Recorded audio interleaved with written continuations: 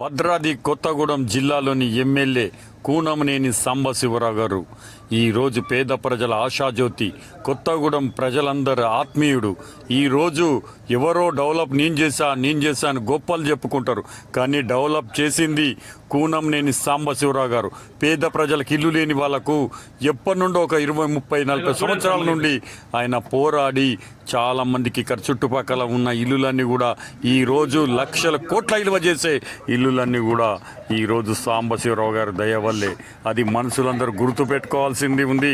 ప్రతి ఒక్క పార్టీలో ఉన్న లీడర్లు కూడా గుర్తుపెట్టుకోవాలి.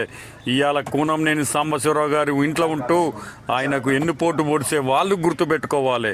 ఈరోజు పేద ప్రజల కోసం ఎన్నో ఉద్యమాలు చేసిన వ్యక్తి, ఎంతోమందికి ఉద్యోగాలు పెట్టించిన వ్యక్తి, పేద ప్రజల కోసం ఉద్యమాలు అయితేంది, కేటీపీఎస్ అయితేంది, ఎవర్ ప్లాంట్ అయితేంది, మన ప్రతి ఒక్కటి పడ్న బండ్లు అయితేంది, కూరగాయల బండ్లు, అమాలి వాళ్ళు, కూలి వాళ్ళు, ఇట్లాంటి అసంఘిక కార్మికులకు అయితేంది, ప్రతి ఒక్కరికి కూడా సింగరేణి కాలేజీని మొదలు పెడితే, గవర్నమెంట్ ఆఫీసుల కన్నా మొదలు పెడితే ప్రతి ఒక్కరికి కూడా ఇవాళ కూనంనేనితో సాంబశివరావు గారు హెల్ప్ తీసుకున్నారు ఎవరూ లేరు.